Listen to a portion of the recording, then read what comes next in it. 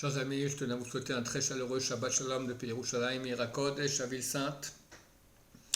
Cette semaine qui vient, le grand jour de Lag BaOmer, la Hiloula de Rabbi Shimon Bar Yochai, l'auteur du Zohar, un jour énorme.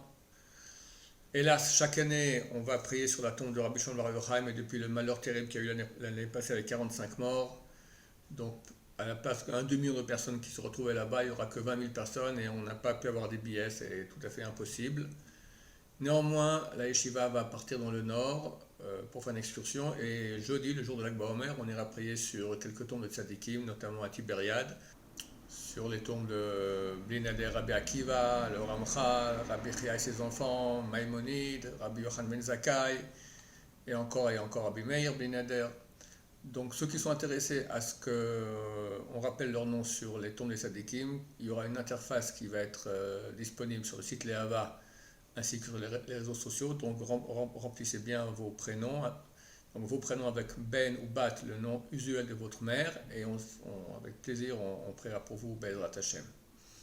En attendant, les choses avancent vers la Géoula, Bezrat Hashem, que nous attendons pour très bientôt, on espère cette année, sinon à la fin de l'année, comme c'est marqué, 7e année guerre, et en fin de 7e année, Mashiach vient, la Finlande et vraisemblablement la Suède rentrent dans l'OTAN.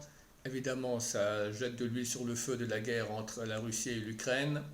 Dans les nouvelles en Amérique, on a annoncé au nom de la CIA, de la NSA, qu'il y a de plus en plus de chances ou de risques que la Russie utilise la bombe atomique. On parle de 33 milliards d'aides à l'Ukraine. Pour finir, l'aide va être vraisemblablement de 40 milliards. Donc la Russie est en mauvaise posture, elle perd du terrain au combat. Il y a quelques villages qui ont été repris par les Ukrainiens et tout cela nous fait penser que bientôt il y aura peut-être, à Dieu ne plaise, l'utilisation de bombes atomiques et là pour nous c'est clair que c'est la fin du monde et Mashiach qui arrive. Autre problème aussi qu'il faut prendre tout à fait au sérieux, depuis une trentaine d'années l'Iran construit une bombe atomique. On nous parle sans cesse d'un éventuel bombardement des centrifugeuses iraniennes.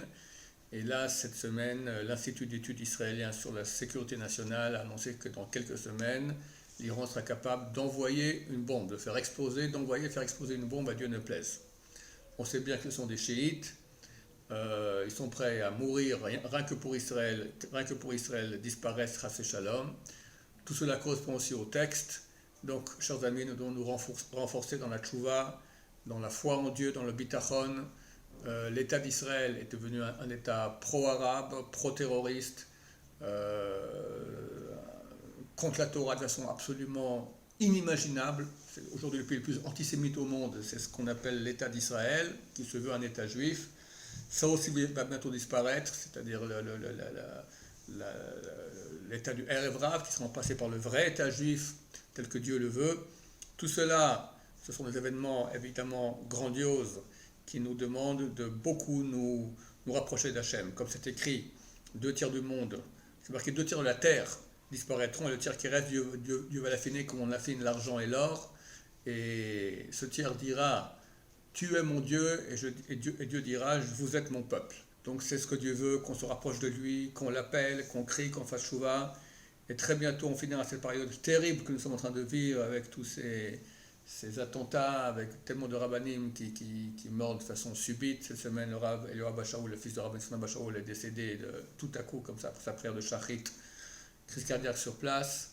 Encore d'autres, Hashem Mishmor. Donc c'est clair que nous sommes vraiment dans la partie la fin de l'accouchement Bezrat Hashem, qui est un moment difficile et très bientôt une grande lumière. Je vous souhaite à tous un très bon Shabbat, plein de lumière, plein de sainteté, plein de Torah, plein d'entente.